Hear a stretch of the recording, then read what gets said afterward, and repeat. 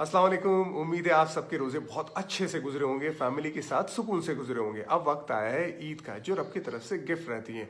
Lockdown का ज़माना है, कोरोना वायरस का ज़माना है, भीड़ इकट्ठा करने को मना किया गया है, तो आप ईद की नमाज घर में पढ़ सकते हैं। ये बहुत ही एक्स्ट्रा ऑर्डिनरी सर्कमस्टांसिस है इस वजह से, लेकिन आप ईद की नमाज ना छोड़ें और घर में पढ़ें। इस्लाम के 4 स्कूल ऑफ थॉट से अगर जो भी स्कूल ऑफ थॉट्स के हिसाब से अगर आप घर में ईद की नमाज और खुतबा नहीं पढ़ सकते, ये अलग बात है। ये वीडियो उन लोगों के लिए जिनको घर में ईद की नमाज पढ़नी है। बहुत सिंपल है। ईद की नमाज और जो बाकी की नमाजें रहती है उसमें सिर्फ इतना फर्क रहता है कि ईद की नमाज में 6 जायद तकबीरें रहती है। आपने ईद की नमाज की नीयत बांधी, आपने सना पढ़ी, सना पढ़ने के बाद आपको अपने हाथ कान की तरफ ले जाने, अल्लाह अकबर कहना है, हाथ छोड़ देने।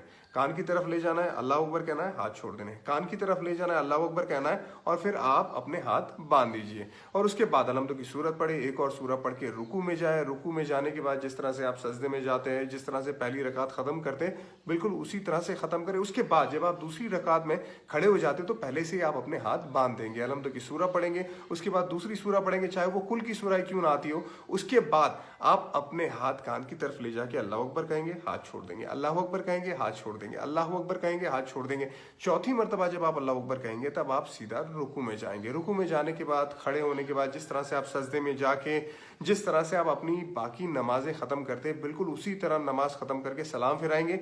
ये आपकी ईद की नमाज हो गई। उसके बाद खुतबे की बात आती है। देखिए, खुतबा जुमा की नमाज में नमाज से पहले होता है और ईद की नमाज में नमाज के बाद होता है। बहुत सिंपल, अगर आपको खुतबा पढ़ना है तो बहुत सिंपल मैं खुतबा आपको बताऊंगा। आप खड़े हो जाए, उसके बाद आप तकबीर पढ़े, अल्लाहु अकबर, अल्लाहु अकबर, ला इलाहा इल्लल्लाहु वल्लाहु अकबर, अल्लाहु अकबर वलिल्लाहिल हम्द।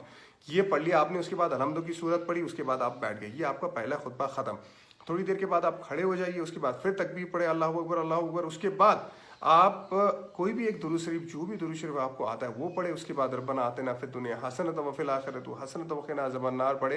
ये आपका दूसरा खुतबा भी हो गया। इसी तरह से आप ईद की नमाज भी घर में पढ़ सकते हो और खुतबा भी और सवाब भी पूरी तरह से कमा सकते हैं। ईद मुबारक आप सबको।